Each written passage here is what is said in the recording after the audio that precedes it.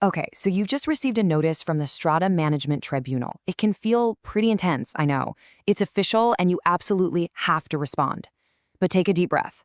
The process for how you respond is actually spelled out very, very clearly.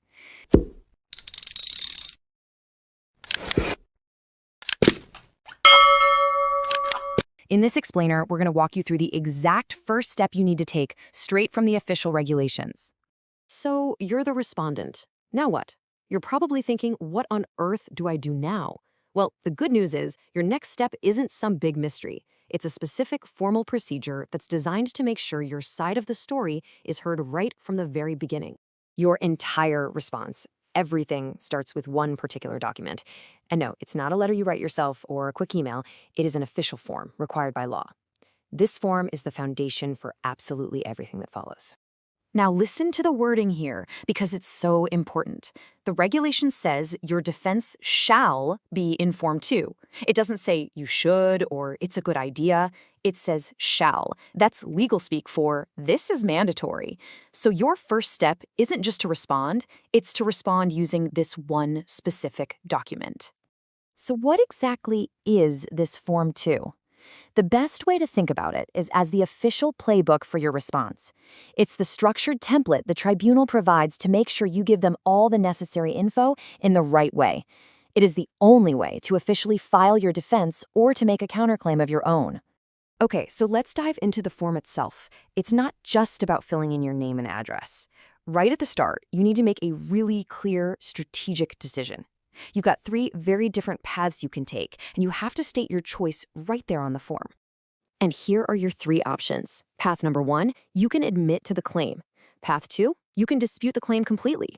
Or path number 3, you can actually make your own counterclaim. The path you choose right here is going to define your whole strategy going forward. Now, here's a crucial part. Just picking a path isn't enough. The regulations demand that you provide what they call particulars. Basically, that means the details.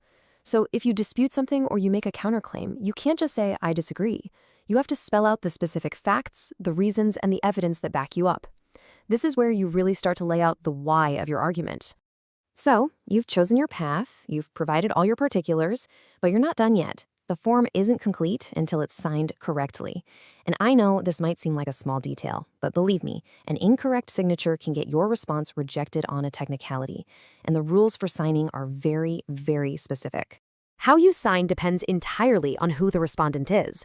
If you're an individual, it's simple. You sign it or you thumbprint it. But, and this is a big but, if the respondent is a corporation, it's a 2-part process. It needs a signature from an authorized person, and it has to have the official company's stamp or seal. If you miss either one of those, you could invalidate the whole form. So, why are we spending all this time focusing so much on just one form? Because these steps, they aren't just red tape. They are the legal foundation of your entire defense. Getting this part right ensures your case gets heard based on its merits, not thrown out over a simple, avoidable error. So let's just boil it down to 4 key points. Number 1, the document. Always use Form 2. 2, the decision. Make your choice clear, admit, dispute, or counterclaim. 3, the detail. You have to provide your particulars. And 4, the signature. Sign it the right way.